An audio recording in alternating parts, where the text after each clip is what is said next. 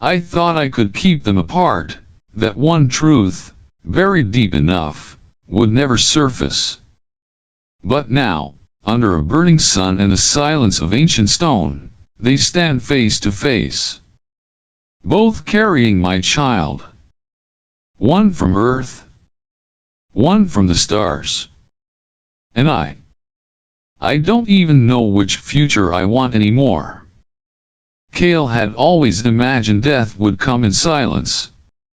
Maybe in the quiet of an ancient ruin, surrounded by stone tablets and winds that had forgotten their own names.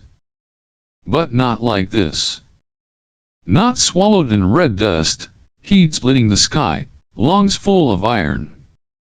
The storm on Euro was not made for survival. It came without warning, a wall of cinders and static, and it tore his survey pod apart like it was paper. When he crawled from the wreckage, his suit was half melted, visor cracked, oxygen hissing like a dying animal. The sunny swollen orange god blazed mercilessly above the dunes. He shouldn't have made it. He didn't. Not alone. She found him at the edge of consciousness. Elari. She was not like the others he had studied. No decorative markings. No ornate headdress or ritual posture. Just a body etched with movement, wrapped in armor the color of dried blood. Her eyes pale silver, almost blind-looking, watched him with a kind of distant urgency. Not compassion. Not curiosity. Purpose. He remembered her touch, 2 fingers to his temple, a pulse of heat not unlike electricity. It traveled through him, bones, blood, marrow. Then blackness. When he woke, he was inside a stone chamber carved into the cliffside. Firelight danced on walls painted with symbols he couldn't read. His burns were gone. Breathing was easier. And she was there. Silent. Watching. He asked where he was. She didn't answer. Not with words. Instead, she knelt beside him and placed her palm over his chest. The connection was not sexual. It bypassed language, skin, and shame. What Elari called healing was more than medicine, it was memory. Transference. A surrender of thought. He saw her world dying. Her people running into the dust. A child screaming without sound. The last of their kind, fighting to preserve something that had already been lost. And then he saw himself. Flickering in her mind like an ember, Kael, bleeding in the sand. A stranger. A fragile thing not worth saving, but saved anyway. He didn't cry. Couldn't. The air between them had turned thick with something holy. They didn't speak again. She led him, 2 days later, to the recovery beacon the orbital team had deployed. No farewell. Just one look. One long, steady look. He held it all inside on the return voyage. The medics scanned him, the analysts debriefed him. No one asked about Elari. He didn't volunteer. Back on Earth, Sarah met him at the spaceport with tearful eyes and a hand on her growing belly. He kissed her forehead. Whispered that he was lucky to be alive. That night, lying beside her, he thought of the stone chamber. Of firelight on crimson armor. Of hands that didn't seek, but offered. He didn't feel guilty. Not exactly. What he felt was harder to name. It curled beneath his ribs like leftover flame. Not love. Not betrayal. A scar, maybe. or a brand. He stared at the ceiling, Sarah sleeping gently beside him. And somewhere, on a planet of burning sand and silence, someone else breathed with a rhythm of his own. And that, he realized, might never leave him. No matter how far the stars drifted apart. Kael had just come home from work when he heard the doorbell. He wasn't expecting anyone.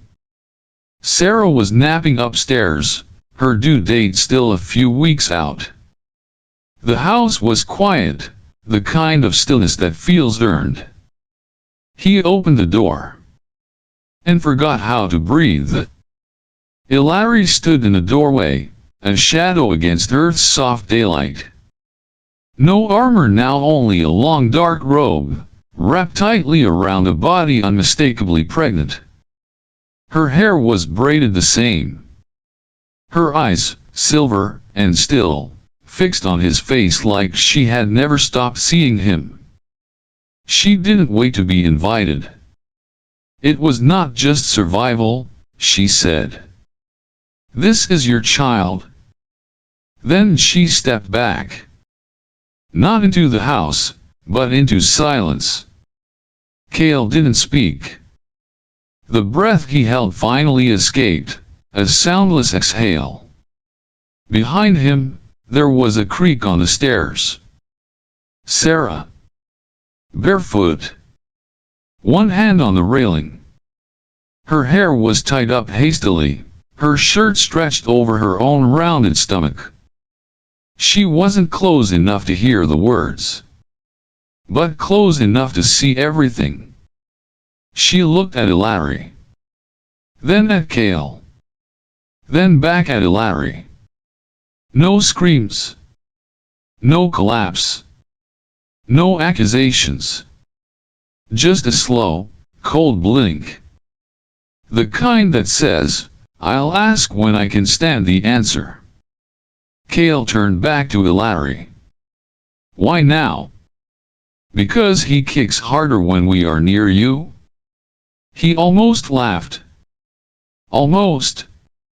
You tracked me across galaxies for a heartbeat. Elari tilted her head. For his. There was nothing in her tone but truth. No guilt. No manipulation. Just statement. Sarah stepped onto the porch. How far along? She asked. Elari met her eyes. 7 Earth months. Sarah nodded. Nothing else.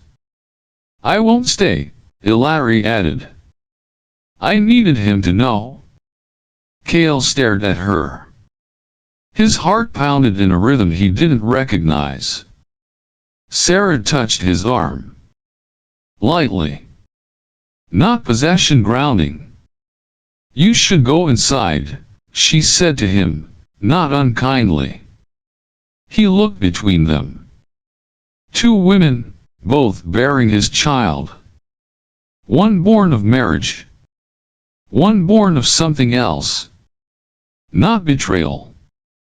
Not love. Contact. Elari turned. Began to walk away. Kael's voice stopped her. What will you do? She didn't look back. Raise him. Teach him where he comes from. Remind him who reached for life when death was easier. She disappeared down the street, into a sky too blue for what had just happened. Sarah stood next to him. Her fingers dug slightly into his arm. Not in anger. In restraint. You don't owe me a story right now, she said. He opened his mouth. Closed it. But you do owe me something, she added. What? Time. And truth. When you can find both. She went back inside. Kael stayed on the porch. The wind had picked up. It tasted like desert dust. and memory. Kael sat between two monitors. One showed Sarah's pale face, barely conscious in a neonatal ward back on Earth. The other flickered with interference but still managed to project a real-time neural sync pattern from a planet 12 light-years away. From the child that shouldn't exist. Elari's child. His child. Sarah had gone into labor too early. Her body, weakened by stress and sleepless nights, had given in. Their daughter, Elari, was born small, her chest rising in rapid, uneven motions. Machines breathed for her. Sarah barely spoke anymore, and when she did, her voice was dry, distant. And then came the pulse. It was subtle at first, a warm hum in Kael's spine. Then words not spoken, but felt, "Where are you?" The boy on Ahura didn't cry like other babies. He reached instead. Reached into Kael's mind like a signal seeking a home frequency. Kael called him Neros. A name Elari had whispered into his sleep when they had nothing but fire and sand and silence. Neros never opened his mouth, but Kael could feel him learning his thoughts sharper, clearer, each day. Split. That was how Kael lived now. Two children, each carrying half of his soul, half of his shame. And neither in his arms. He visited the neonatal ward every day, placing his hand against the glass that separated him from Elari. He whispered stories. He told her about the stars. About a planet where sunlight came in sheets of violet and orange. Where a woman saved his life, and maybe without permission his heart. He never told Sarah that Elari flinched when Neros reached out. That sometimes her monitors spiked with no visible reason. That the two children, though galaxies apart, had already begun to feel each other. Elari hadn't asked for anything. No calls. No demands. Just silence. And in that silence, Kael imagined her holding Neros, eyes trained on the horizon, waiting. Not for rescue, but for acknowledgement. Sarah knew. She never said it, but Kael saw it in the way she folded the blanket just once. In how she stopped asking him what kept him up at night. Her jealousy had mutated into something more lethal, acceptance. One evening, Kael collapsed beside Elari's incubator. No warning. Just gravity pulling him into a sob he didn't know he'd held in. The nurse found him shaking, whispering both their names, Elari. Neros.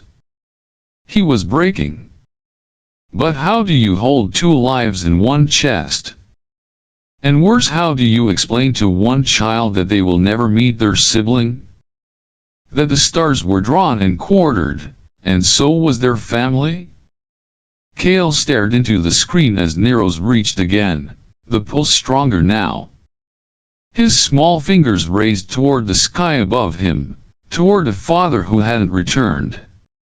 And Elari, behind the glass, stirred. She felt it too.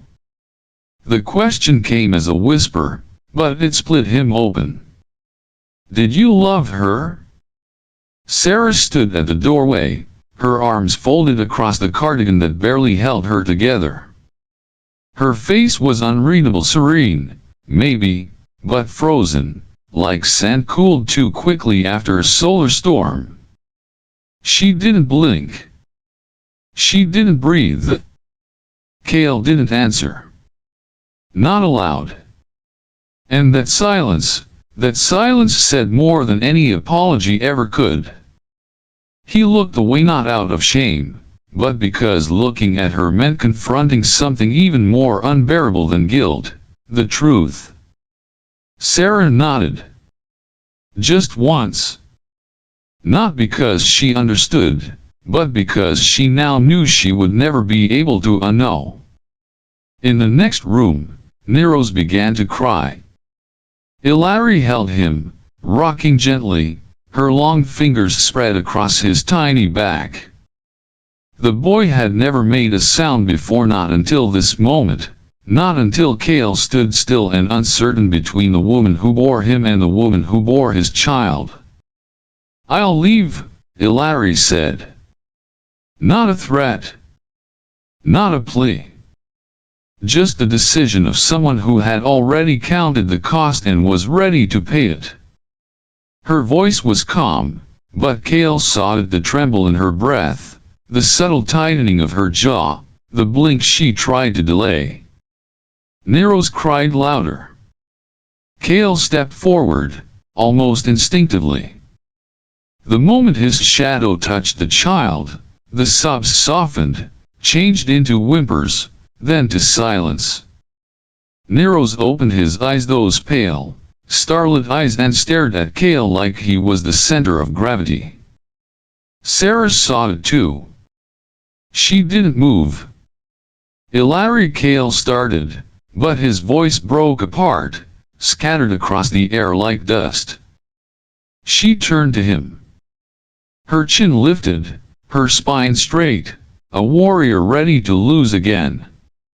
"You don't owe me anything," she said. "But don't lie to your own blood." Kael wanted to chase her. Wanted to hold Neros one more time. Wanted to tell Sarah that this entire collapse of galaxies was never meant to happen. But he didn't. He stood still. Because that's what cowards do when there are no right answers left. The silence between them was thick, a desert wind between three survivors of a battle that hadn't needed weapons, just memory. Sarah looked at him then. Really looked. Not as a husband. Not as a man. But as the fracture where her life had split. "You didn't mean to hurt me," she said. "It wasn't a question." Kael nodded. "That doesn't make it better." And with that, she walked past him, brushing gently against his arm, as if reminding him, "You are still here."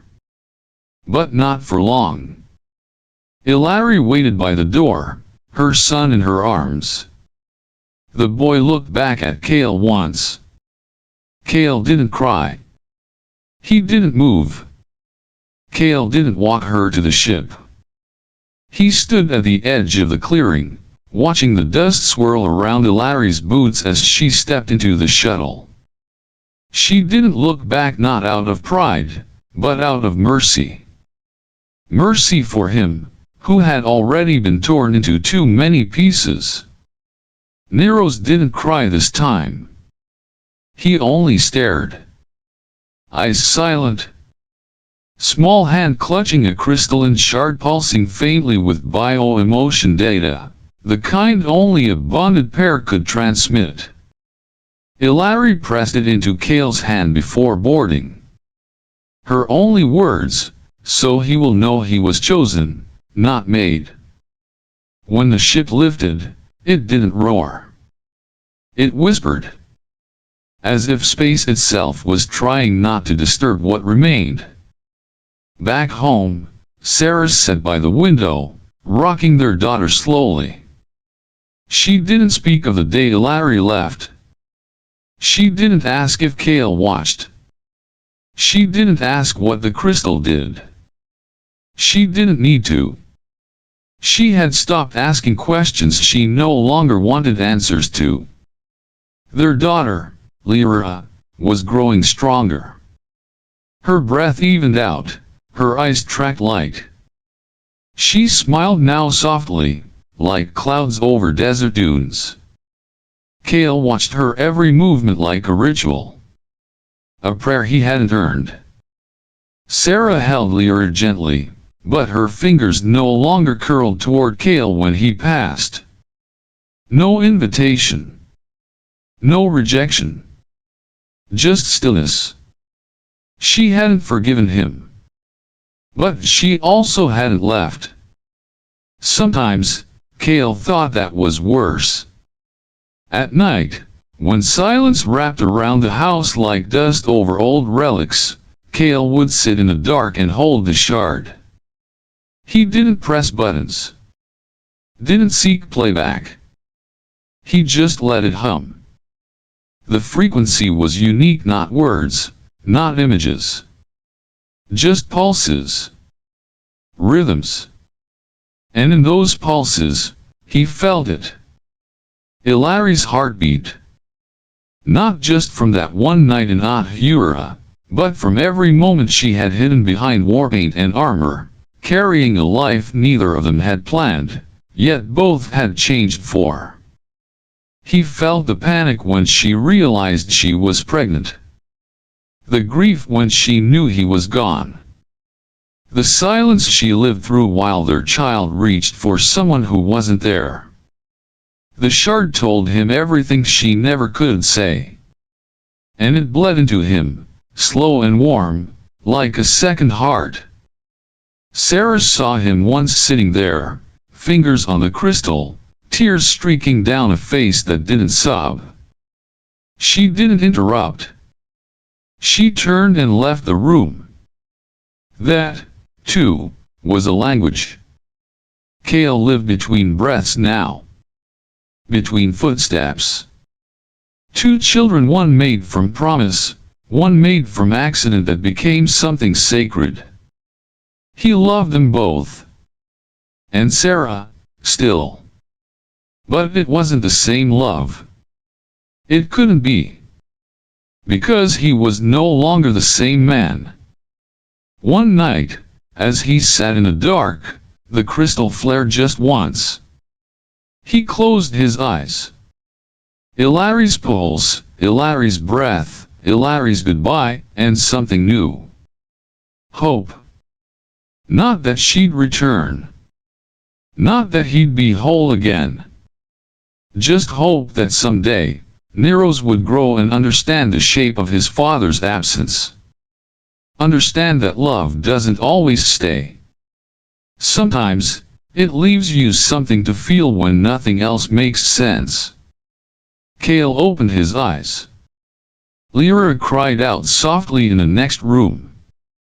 He went to her, picked her up, held her to his chest. Her heartbeat. His. Elari's echo. 3 rhythms. Never in sync. But never apart. He didn't know what that made him. Only this. One gave me blood. One gave me breath. I can never be whole again.